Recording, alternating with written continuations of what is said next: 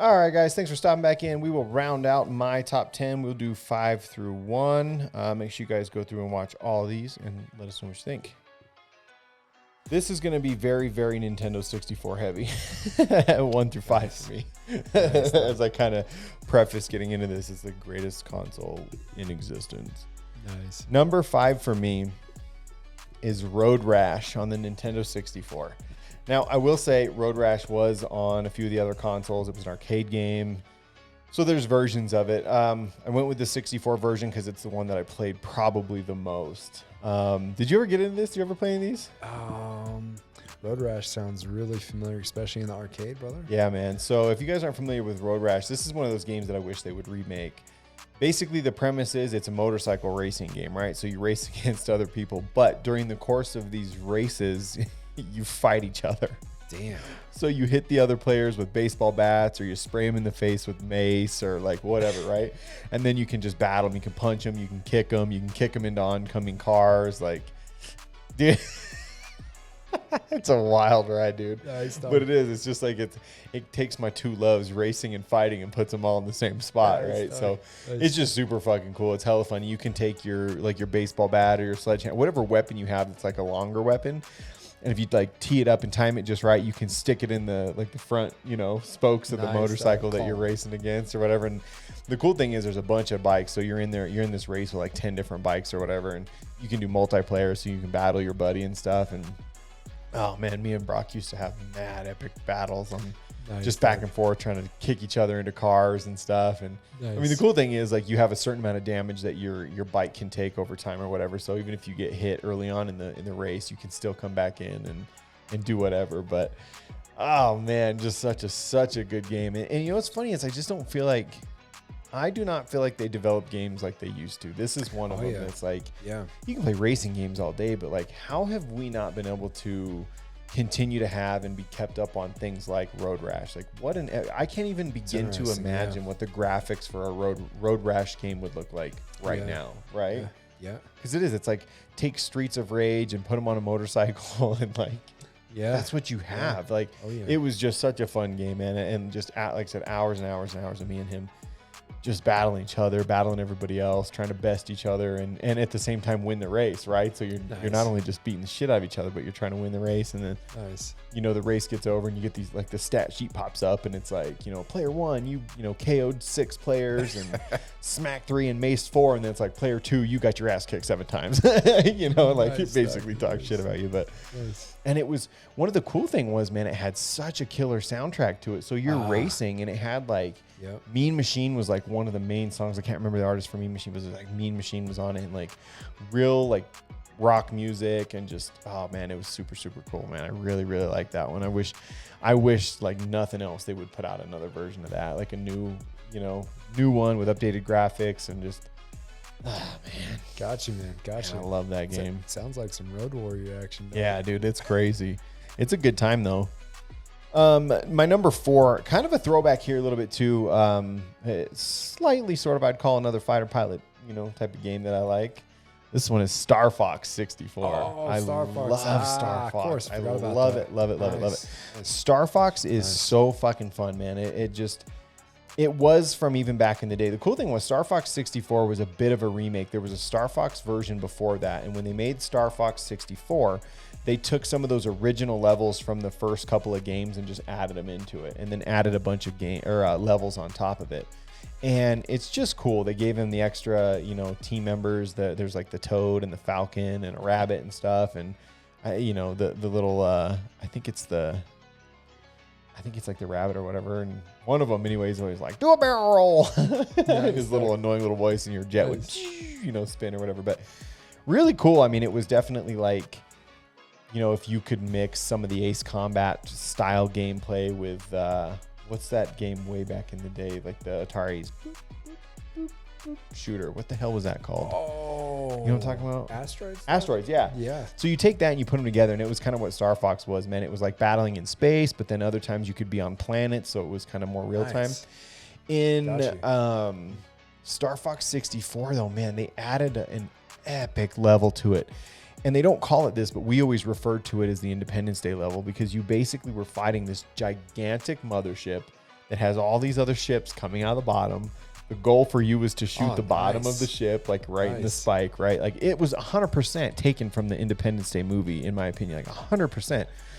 But it's such a kick-ass level because you just have all the freedom to fly around and you're just basically dogfighting all these other fighter things, like these spaceship things. And oh man, it's epic, man. I love Star Fox. That's another one too that I just don't know. How did we get away from that? Even the continuation of Nintendo and the Nintendo systems that, you know, between GameCube and we're out with the Switch and whatever else now. But like, how are we not getting updated versions of this stuff? These are the classics in my opinion. I don't understand why we're not getting remakes. I can't, again, same thing with this one, like Road Rash. I can't imagine where the graphics would be at this point. Yeah. When you look at games like that newest Battlefield that's out, like you have all this ground war going on, and I didn't get into this one because I just haven't had time, but you have all this ground war stuff going on, but then at the same time up above, you have other players that are dogfighting and shooting at you and like doing strafe runs and dropping bombs. So it's like, I look at it like, how are we not doing this with Star Fox? Like, the cool thing was Star Fox also had a multiplayer section. You could go in and you could battle your friends. And you didn't just have to have the jet. You also had a tank, right? So you could be a tank or a jet or whatever. So it kind of coupled the ground warfare with the air warfare and all that stuff. So I just don't get it, man. I don't understand how a game as cool as that one, especially back in the day, we don't have remakes for. Like, you know, these are great characters, man. Like, especially Star Fox, man. Yeah, dude, I fucking love that game. Shoot, I didn't really play it all that much, man. The Super Nintendo, of course, Murphy had it, man. I played it briefly, man, but yeah, I got you, man. Yeah, why haven't they continued that series? I don't know. And you could have expanded it too. Think of anything like you have that first version with those levels. You don't even have to have those same levels anymore. You just start adding new ones, right? Or even just online play. How cool would it be to just do online play, star type battles with, you know, your spaceships and all these different characters and different jets or spaceships or whatever fighting each other? And I mean, it would be just like epic. What's that newest Star Wars that's like all the like Italians or some shit like that? I know it. Yeah, I don't know what it's called, but I want to play that one too. Is it Rogue Squad? Maybe. Yeah, I can't remember, but I mean, something like that. Like, how are we not doing that with Star Fox? I just don't understand. I don't understand how all these games, the Nintendo 64, in my opinion, solidified itself in gaming history, in my opinion. And all of those games that took top tier, top notch place for me and a lot of other people, we don't have remakes of, we don't have continuations of, we don't have access to those anymore. It just is mind blowing to me. I don't understand it. I did a lot of research when I was looking to kind of figure out what my top 10 was. And a lot of the stuff that I was seeing on other people's lists and, you know, some of the gaming magazines, GameSpot or whatever that one's called, same thing. They had a lot of these games in their top 10, and I don't understand how, for, you know, the time that we're in, for those to be such classic games then and now, how do we not have updated versions? I just don't get it. Yeah, I agree with you, man. It's weird. That game, brother, is Squadrons. Squadrons? Yeah. Okay. Kind of a combo what we both say. We're both dumb fucks. Gotcha. I've been tempted. I've been looking into that one for about a year. I just haven't pulled the trigger because, again, I just don't have as much time as I would like to be able to do that. But I definitely wanted to get into that one as well. Yeah. But I love it, man. You can't go wrong with Star Fox, in my opinion. Gotcha. And honestly, the cool thing with Star Fox too, it wasn't just like, again, it being a Nintendo game and it being a little bit more on the cartoon side of things, more, you know, fictionally based kind of visuals and stuff like that. Not like, you know, a Madden game or something like that where you have real players, but you would think it was made for a kid, but it worked as a kid's game and it worked as an adult's game. You know, like it was timeless in and of itself. It didn't matter if you were 7 or 17. It was just as fun either way. Gotcha. So, gotcha, man. I don't know. Andy, exactly what you said right there, brother. That I feel is exactly on par with that Star Wars game that I mentioned, man. Fallen Order, whatever you call it. Right. Yeah, man. Yeah, that's either the kiddos will love it, man, or of course the adults will get mad deep dive into it. Nice. Yeah, gotcha, man. I like it. Yep.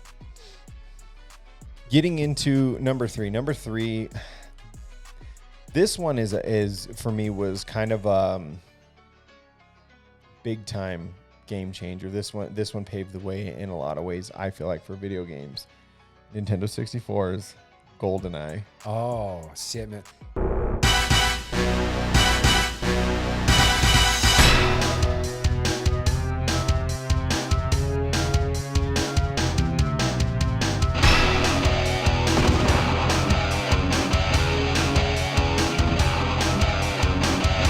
James Bond. Hell of people are going to be loving this. I can hear them. I just don't. Right now. And again, this is one too. You said you didn't play this one? I didn't, man. This bitch right here. Listen, here's the thing. And, we're gonna have to play this, man. This, in my opinion, was what introduced this new version first-person shooter. Right? I mean, this game was incredible. Okay. The levels were awesome. You got to be sneaking around, doing this, that, and the other. The variety of weapons that you carried was insane.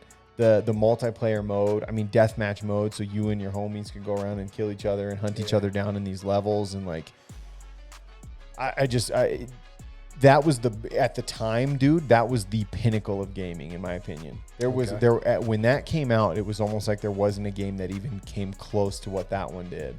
And even within that one, there was really cool stuff. Like when you went into multiplayer, and even during the regular, campaign or storyline or whatever you want to call it, you could put in, different cheat codes and stuff too, and you could turn all of your bullets into paintballs. Oh, they would still, shit, man. they would, you would still, kill the terrorist in the bathroom or whatever when you shot him from the ceiling. But it was cool because when you would miss, it would pink, green, blue, and all these colors all over the wall and stuff. But nice. It was just such a cool game, man, just to walk through and have it be, again, I think it might have been one of the very first first-person shooter type games. That set stage, man. Yeah, and so I think it really was just, it was ahead of its time, and it again is one of those that's just timeless, and a remake would be fantastic. Don't change the story, update the graphics. Gotcha. Don't change a lot of it. Yeah. Just update it and then open up the 2-player or the multiplayer into an online Battlefield like Call of Duty. Oh my God. I just don't even understand. They do well too. Oh man. my God. Yeah, and I don't know if you know this, Creator, but the people that made, and I can't remember which company it was that made 007, but the follow-up to 007 wasn't really a sequel as far as James Bond goes, but they put out a game called Perfect Dark. I don't know if you remember that. They ended up putting out, Dark. I think it was, there might have been 2 Perfect Dark 1 and 2. But anyway, it followed a secret agent type girl. Her name was Joanna Dark. And it was like the same exact game with updated levels and just different characters. Okay. But it was super, super cool because it had the same exact style of gameplay. And you could go through these levels with you and your friend or whatever. You could go through together and you go left, I go right, and shooting through the hallways and working your way through and stuff. Yeah, and nice, Doug. Just super cool stuff. It was everything we've seen or that we do see in the modern stuff, like the new Call of Duty games, sneaking up behind somebody, sniping people, hiding out, letting the AI characters just walk past, and you just, oh shit, I just gone, what I mean? Like, yeah, nice. Man. I mean, these games were incredible, dude. And again, they were doing this on the 64, which again, you have to take into consideration, Creed, that when this was happening, every single other console was running discs. And here we are with Nintendo still blowing in the bottom, slamming it in. You know what I mean? Okay. Like they were doing this stuff off of cartridges. Okay. And all of these games, like I said, for me, there are none better. And they changed gaming as far as I'm concerned. That is what led into the Call of Duty first-person shooter types was GoldenEye, in my opinion. I can't verify that, but man, I don't know. I don't know how, with you loving the first-person shooter, I don't know how you missed out on that one. Yeah. But again, it was in that window, obviously, with the 64, but it just is so classic. What I would like to do, Creed, when we have time, we do some heavy gameplay on the 64 and get you a variety of games. I want you to play all of these ones that I have in my top 10 as far as Nintendo 64 games and whatever else ones you want to, whatever we can find. But I want to get you to log some time with those and then let me know what you think of the system. Okay. Being that you're just playing it pretty much for the first time, which is incredible. 20 years after it was even a thing to see, what you think as far as the gameplay, the storytelling, the visuals, all that stuff when it comes to these. Yeah. Really curious to see what you think about it. Mandy, like I was telling you back in the, well, I guess a couple of days ago, man, with back in the day action, of course, my ass was a huge Madden fan even back in that day. Around that time frame, though, I wasn't a huge video game player. Of course, I played some video games here and there, but yeah, just more in deep dive into the athletic side. Right. But man, of course, I remember first coming in as a freshman and even as a sophomore in college at the undergrad. And of course, hella dudes would be playing Madden on that and be seeing them just looking like big ass block characters. Like, right. Man, I think that's the only thing that probably turned me off from that console. Right. Seeing this, like, nah. Yeah, and there is a bit of that when it comes to some of the games. It's obviously, pixelated. It's 64-bit, I think is why they called it the Nintendo 64. I think that's what it stemmed from. But we always talk about that, though, even then, like if you can kind of get even just slightly past that, because some of it's like that, but a lot of it's not too bad as far as the character shapes go and how they move, and it's not too robotic and stuff like that. But, if you can really just kind of enjoy the story for what it is and just kind of play through the game or whatever, I don't think you'll have too much heartache with it. It's not too far off in the distance, especially if you were playing PlayStation 2 games. Like I said, it's not that much of a departure from that anyway. So, and I give them credit too, because like I said, if they're doing it on a cartridge while everybody else was jam packing with discs and all that kind of stuff, it kind of says a lot in my opinion. That's impressive, man. Yeah, definitely was. Moving on, number 2 of my top 10. I do not believe this one was on the 64. This actually I think is a PlayStation. I don't know if it was exclusive to it or not. I kind of mentioned this one to you the other day. It is a fighting game, and it is called Urban Reign. I did not run into a lot of people in the last probably 20 years who have a clue about this game. And funny story is I found this game because it was on a demo disc that came with my PlayStation 2, I believe. So like back in the day when you would buy a console, it would have a demo game in there, and you could play like one level of like 5 or 6 different games. So there was like a Rallycross one or whatever. And so we found this one. It was called Urban Reign, and we're like, what the hell is this? So we popped it in, and sure enough, man, it's a street fight type game, man, and not like Street Fight or anything. This was like, for its time, it was a modern day version, I would say, of like Streets of Rage or whatever, It was definitely more in line with that. But the really cool thing was there was a lot of characters that you could pick from, and each one of them had their own specific fighting style. So you had a Muay Thai fighter, a Capoeira fighter, and all that kind of stuff, and their moves were 100% legit. They were so cool, and it was really cool because like you kind of had these special combos for fighting and stuff, but it wasn't like you were throwing fireballs and doing all this kind of like extra worldly shit or whatever. And there was weapons. You could pick up weapons like swords and sticks and bottles and whatever else to use to fight. But it was just a full-on massacre brawl. It was, every level was just you brawling, just kicking mad ass, dude. Nice. But it was so cool because the fighting styles were just legit. And it was kind of, it wasn't like an open world game, but it was like an open level game, right? So it wasn't like linear where you just walk straight through, but it definitely wasn't like Street Fighter or Mortal Kombat where you just battle head to head, face to face. You kind of had an area that you could run to the corners in, or kind of do this or jump off the wall or do whatever. And nice. But it was just really, really cool. And as far as fighting games and martial arts games goes, this was really, really cool. And it definitely showed that even for the time frame, PlayStation 2 era time games, they clearly sought out professionals of those martial arts, right? They didn't just make these moves up.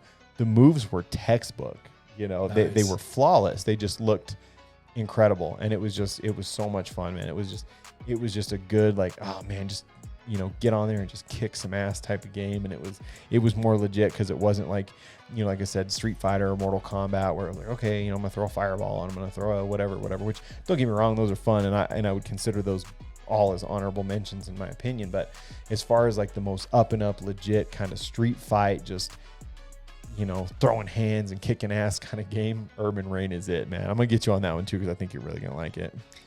Mandy, I think I played bits and parts of it when I first met you, man. Probably, yeah, because I was hooked on it for a minute. Yeah, got you, dog. Remember actually trying the Muay Thai guys. Holy shit, yeah. And he kicks ass, man. It was so cool too because his kicks are super hard, and it's like pop, pop, and then he throws a leg one and just sweeps the other guy's legs out from under him, and just. Nice. I was telling you this at the gym. I'm pretty sure, big shout out to Tony Jaa. If you guys don't know who Tony Jaa is, Google him, man. He's like the Bruce Lee of Muay Thai, in my opinion, in Muay Thai films and in Thailand and stuff. And he's making his way more over into our cinematics and stuff. But he, every part of me believes this character on this game is completely modeled after him. Like it even looks just like him. It's pretty crazy, but nice. Such a good game as far as fighting games go. Mandy, here's a question for you, brother.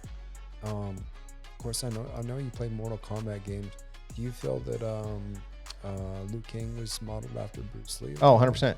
I believe they've even admitted that. Okay. Yeah. Okay. And you know what? If you really pay attention to fighting games, I think every single one of them has a replicated Bruce Lee to some extent. Okay. I believe Tekken did. I don't remember the name of the character, but pretty much every single fighting game has that one guy that's just basically their version of what Bruce Lee is. Yeah. And Liu Kang for sure was. Yeah. And I mean that's why even his animality, he was the one that turned into the dragon. And yeah, 100%. Okay. Yeah. Gotcha. They've even said too, man, as far as Mortal Kombat folklore goes, and I'll even say that I'll throw this in right now since we're on the subject of it.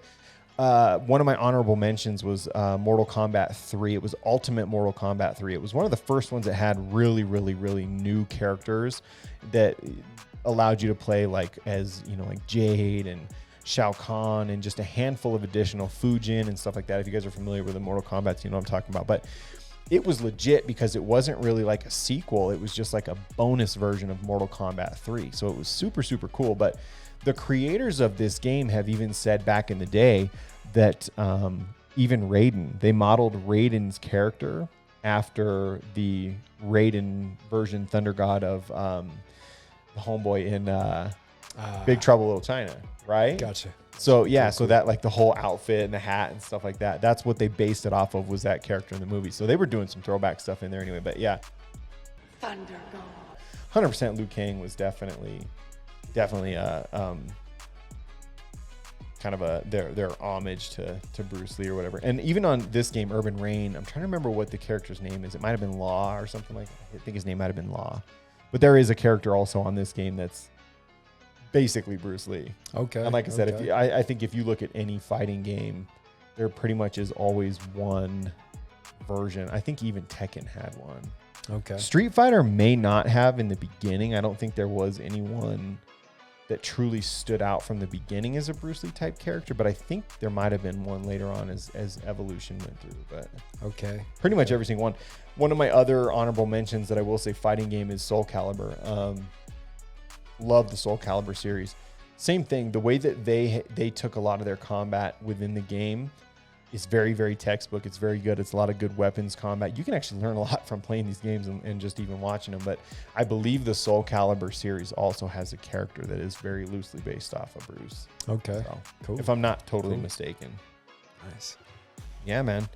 My favorite though, as far as fight games go. All right, man. Number one. Gotcha, brother. Gotcha. I think this one you already know. This was like the only one that I gave you the heads up on. Oh, okay. Yep. Okay. Number one for me is Nintendo 64 again. Oh, yeah. Legend of Zelda, Ocarina of Time. I think there might have been a second Zelda that made it to the 64 before its ran out, which that's the other thing, Creed, is look into that too. See how long production on Nintendo 64 games was. It was a long ass time too. Okay. But Legend of Zelda Ocarina of Time, I've heard a lot of people talk about this. I've heard a lot of people put this on their list specifically. I have heard a lot of people say that this for them also is like number one, best of the best of the best. I fully agree. I don't know that there's a game that could dethrone this one. The only one that I can think of is, and I'll probably mispronounce it because I have not played it yet. This is one that I'm really, really close to considering getting in this time frame, is the samurai game, The Ghosts of... I can't think what it's called. Yeah. But you guys know what I'm talking about. There's a chance that, like, just from what I've seen of that one, that might make its way in there. But as far as things go right now, since I haven't played it, Legend of Zelda Ocarina of Time holds the number 1 slot for me. This, to me, again, Creed, is another one of those games that came out and changed video games moving forward. As far as I know, I'm not sure, and I could definitely be wrong, but as far as what I'm aware of, this was the first sandbox-style game that was ever made, which, again, says a lot, right? Because we're dealing with the cartridge system, so you don't have as much memory, you don't have as much storage, you don't have as much data as you do on the discs. Well, this game came out, and it had this entire map that had different sections, different levels, different places you could go on this map. And it was big. It was a big, vast land for you to travel. It was so big, in fact, for the time frame, the creators of the game basically give you a horse because you have to ride the horse.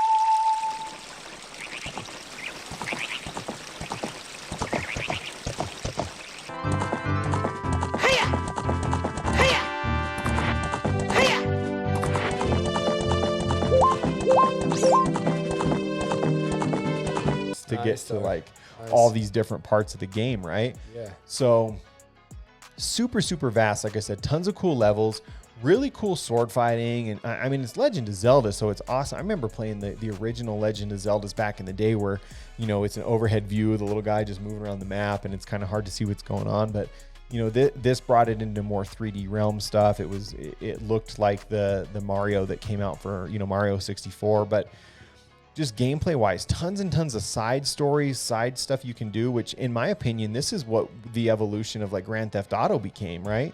If you guys look back into gaming, here's one of my other honorable mentions is the Grand Theft Auto series, right? How can you not like the Grand Theft Auto series? When I started playing Grand Theft Auto, it was like watching Micro Machines just drive around a map, right? Like from top down view, you couldn't see where you were going, so you'd always hit the wall. But the evolution of that to lead up to what it is now, where you get in and out of the cars, you have all these weapons, you can fly, you can do like the maps are huge, right? This all, in my opinion, stemmed 100% from Ocarina of Time with Zelda. Because like I said, you had so many different parts to the map to go travel here. You go to the desert and there's a desert, you know, level that you have to go through with different characters, different challenges, different side games, all that stuff. You could go to the archery range where you could like hone your skills and shooting the bow from horseback, you know, at these targets and stuff, and trying to get the timing down and how to, you know, I mean, to the point where there's a spot within the game you can go to. It's this itty bitty little pond, and you just sit there and fish, and you can actually catch fish. And you can actually catch, you know, a big fish. So then it became the competition between like me and Brock, because we each had the game that we would play at home, and like who's got the biggest fish, you know, it weighs the most. And like you would catch this fish. And I remember there are times like you're pushing the button like crazy, you know, to get Link to reel it in. And you're pushing. And you'd be battling this like 24-pound fish for 15, 20 minutes, man, and your forearms start burning up. I know shit. Man. Remember, we're like this, right? And I'm pushing. I'm like, Brock, here, take it, hand it over. He takes it, for the next 5 minutes. Smart. All right, hand it off. Nice. You know, we're battling this stupid, and it's like it has nothing to do with the game at all. It's just like a side little thing you can do is fish, because you didn't get anything great for catching this big ass fish. You could put it in the tank and assign your name to it, so when people go to this little fish area, they can look in the glass thing, and it's like, oh, so-and-so caught a 24-pound fish. Oh, shit, mine's only 18 pounds. Guess I got to fish some more. I guess there's a bigger one in there, you know? Yeah. So we would spend hours just fishing, riding the horse, and like you could, you know, race him around the track. And like, man, I don't know. The game had really cool in-game music. You had his little ocarina, which is his flute, and you could play different songs to do different things. So there was like a song of storms. So you play it and it would make it rain, and like, you know. Nice. The other thing with this cool game that was really cool with it being sandbox style was you would go to the main part, like where the game kind of started, and the sword that he carries is in this stone, right? So you would take the sword out and you could actually time travel. So you got to play. Yeah, exactly. But you got to play as Link, the character, as a little kid or as an adult. Really? So you had to do levels with both, right? Damn. So like just really crazy stuff.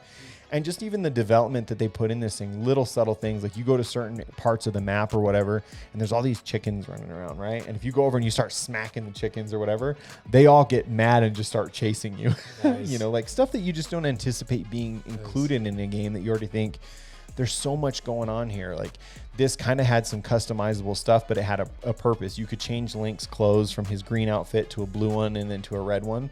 And they each had different things. Like the blue one he could wear while he was underwater and he could hold his breath way longer, right? And he had different boots you could put on and different weapons. He's got these little bombs you could throw, or his bow, his sword, all kinds of stuff. And he could do a backflip while he's swinging his sword. And like, yeah, man, it was really, really cool. It was really incredible. And it was just, it was an all-encompassing game. There, like I said, there was so much to do. If you wanted to just get on in game, but you didn't want to get on and do like, I don't really feel like beating a level right now, you could just get on and ride the horse for a little bit. Go to this this really high up bridge and do a swan dive off of it into the water and end up at the water part of the map. And like, just like really, really cool additional side things that you could do just to kill some time. If it's like, I got about an hour, I want to jump on and play, but I don't want to get invested into a level, right? So just incredible. And like I said, in my opinion, it paved the way and changed what gaming became because of it, you know? Yeah. Just incredible. Super, super cool. Andy, exactly I was just thinking about the same thing of what you just described, man. I've never played the game, man. I never played any of the Zelda games, man. But yeah, it sounds like it was way before its time, and it set up the future of gaming in those open worlds. Yeah, 100% in my opinion. And I don't know if there was additional ones or whatever that kind of aided in getting that far and getting, you know, those types of games to be that way. But as far as it goes, I just remember putting it in and just being like, holy shit, man, like there's so many parts to this map, and you just unlock it and you just keep going. It's like, holy cow, you could get Link to run from one end of the map to the other end, and it would take forever if you chose like, well, I'm going to see how long it's going to take. I'm not going to take the horse. He's just running, you know? I mean, it was, you actually felt the span of the space. You could tell that it was big. It wasn't like you just ran the character for like a minute and he was like all the way at the top part of the map or all the way at the bottom of the map. You know, even on the horse, it would take you longer than, you know, 30 to 60 seconds to cover the full span of that. That field. That's what. When did that come out? The late 90s, early 2000s? Yeah, it had to have been maybe 98. Let me look, because I'm actually curious to see when it did come out. When it first came out anyway. And I remember copping this thing pretty quick too. It was like, dude, look at this thing, Creator. IGN has this rated 10 out of 10. Damn. Metacritic, 99%. Damn. DK Oldies, 4.9 out of 5. Yeah. Already. Like the best of the best. November 21st of 1998. Damn, brother. So that I thought Halo was the actual one that set the tone for the whole open world, but that sounded like that was, man. Yeah. And this was puzzle too. This even like classifies this as action adventure, puzzle fighting, action role play game. So it encompassed all of it. Puzzles, action, you know, RPG stuff. I mean, just that's cool, man. It doesn't get better, man. At this point, it just doesn't, and it's hard to put other games, in my opinion, up against it. Even the follow-on Zeldas that I played a few of the additional Zelda games that came out over time, and they were good, but they didn't match this. Yeah. I have yet to find a game that does match this. Damn. And we're talking, what did I say, 98? 98, man. That's. I mean, we're over. We're pushing close to 20 years of dominance for a game that's a cartridge game. Got you, man. Got you. Yeah. It's pretty incredible, man. I'm going to get you on that one. I think you'll like it, man. It's just, that one's just a super fun, chill. Like, it's cool too, because the strategy behind it and the puzzles and trying to work through the levels and stuff. You know what it actually reminds me of is very heavily like God of War. Really? Yeah, okay. But just back in the day. God of War wasn't so much like an open map that you could just kind of just free for all or whatever when it first began, because you kind of went level to level or whatever. But as far as like the type of gameplay and the story and stuff like that. Yeah. Just really cool stuff, man. Really, really cool game. DMD, that's almost comparison to a game that'll stand alone and take a lot for it to get beat. Yeah. It's, shoot, man, I'll be honest, kind of relating it to the sports world, man. They're so shoot, man, I get super fascinated, kind of get got to get a little excited, man. But there's this kid from Laramie, man, that I don't think it'll ever. I don't know if it'll ever be beaten. Maybe close, but so D, there was in the 100 time, man. There was I think it was Lee Vaughn had the record. He ended up playing for the Dallas Cowboys, man. Of course, played for Wyoming, then went to Dallas. He had the record. I think it was 10-7 something. And there's a kid in 2010 from Laramie that ran a 10-5, man. Really? Yeah. And just like that game, man. I don't. It's not going to be beat. Nah. Yeah. Nah, I don't know. Yeah. I don't know. I'm curious to see where other people place it, though, if other people put it in their top 10. But every list that I've looked at video game-wise, top 10 video games of all time, that one has always been in the list somewhere. For you know what I mean? Yeah. And like I said, even just looking online just now and seeing the stats of it being 10 out of 10 and 4.9 out of 5, like yeah. It doesn't get any better than that. You know, yeah. It just doesn't. It was so ahead of its time. It's a classic too. This is one of those again that I wish they would just remake, just completely revamp the graphics of it, but don't change the story at all. Don't add any to it. Don't take any away from it. Just update the graphics and put it back out. Okay. Hands. Oh man, so sick. Would you want it on one of your consoles for every console, or just the Nintendo World? It's hard to say because I'm not on Nintendos anymore, so I don't know. I mean, honestly, here's the thing. If they did, though, in all honesty, if they updated the graphics of that game specifically and only that game, whatever Nintendo they put it on, I would fucking buy. Yeah. So Nice. figure it out, Nintendo. Oh, yeah. But that's my top 10. Nice. My honorables, I kind of already mentioned just in passing through a lot of these. Grand Theft Autos, obviously. The Mortal Kombats for the most part. Mortal Kombat 3, Ultimate Mortal Kombat 3 was definitely probably my favorite. Soul Calibur series, hard to pick one out of the Soul Calibur series that really stands out as the best of them. The Medal of Honor, we talked about that because you had it on your list. Of course, that one. Oh, yeah. A couple real good, nice throwbacks. The original Mario Kart. I love Mario Kart. Did you ever play Mario Kart? Yeah. A little bit? Oh, yeah. I love that game. Yeah. Turok Dinosaur Hunter. Every version of that came out, that even I think was one of the ones they had put out on the Nintendo 64 as well. Okay. But I think it was on, I can't remember, it was on another console too, but it was just as good. And they put a couple of sequels out after the original first. They were all really good. So cool. If you haven't, check those out. Those are sweet. Hella Throat, what do you got? Mindy, not to interrupt you, brother. Are you good? Just was thinking the Turok guy, I never played that game, but of course, just looking at him on the cover, he looked like Soaps from Call of Duty. Yeah, pretty much. Gotcha. I wouldn't be surprised if there was a little bit of a connection there. Okay. Yeah, dude. Okay. Gotcha. Turok was epic. Nice. Dude, Turok was so cool. I remember there being levels, like you're sneaking around, right, trying to like get through these levels and stuff, and man, dinos would jump, clever girl shit would jump out at you, man. It scared the shit out of me sometimes. Like, what the hell? Nice, dog. Oh man, such fun games though. Really cool weapons in those too. I mean, just a whole different stuff. We were talking about your game with the explosive arrow tips. Yeah. Man, this had those too. They called them tech arrows, man. You'd hit it and you'd hit the dino in the head or whatever. He'd be like, freaking out at you, and then boom, man, it would blow up or whatever. Nice. Ooh. Yeah, those games were sick, dude. You have to check those out too. Nice. Man, hella throwback game. The last one I got for you that I'm thinking of is, this is a game me and my brother used to play a shit ton of. And I want to say this was probably Nintendo, maybe Super Nintendo at best. It was a game called Rock and Roll Racing. And it was an overhead viewed game, and you had your cars and you'd race around this track, right? Or these crazy tracks. It was like otherworldly tracks. And the race cars you had were kind of like those RC cars back in the day that had the tank track wheels. So you had those, but like your car also had like guns and missiles you could shoot at each other and try to blow each other up, or like drop an oil slick and then you spin out in the oil slick. Nice. But it was kind of I'm trying to think, what was the other one that I mentioned? Road Rash, that had the actual rock and roll music soundtrack. Rock and Roll Racing 100% did. It was like all 80s, like just hairband rock and roll, like legit soundtrack. Super fun game. I haven't seen it in years and years, since I was a little kid, man, but we used to play that like crazy all the time. Play it. Okay. Hella fun game though. I want to look and see if I can find it. I was trying to see if it was on your box that has all those games on it or whatever, but yeah, that's one that I need to try to locate if I can. It's just it's epic. Nice, dog. Yeah, nice. Man. Nice. That's what I got, man. Nice, brother. Nice. That is my top 10. You got anything to add to that? we're going to play these, so people are going to see these because since yeah. you haven't, especially most of these, I'm going to definitely get you to play Zelda, at least a little bit of GoldenEye, Road Rash. We can dip into Star Fox since you kind of played a little bit of it, but cool. For sure, get you on at least those, and then a couple levels probably at Conquers.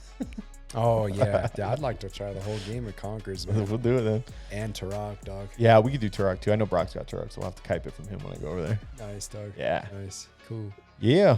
Cool. Nice. Well, guys, that's what I got. That rounds out my top 10 with my top 5.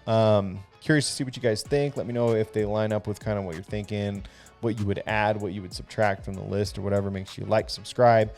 Do that to both channels here on Ghost Arcade. And also, like I said, I'll try to get these posted up over on the Sector7 Podcast as well. Jump over there and leave some comments and likes and go through the videos we got over there. We'll be doing some more stuff, video, movie reviews and TV show reviews.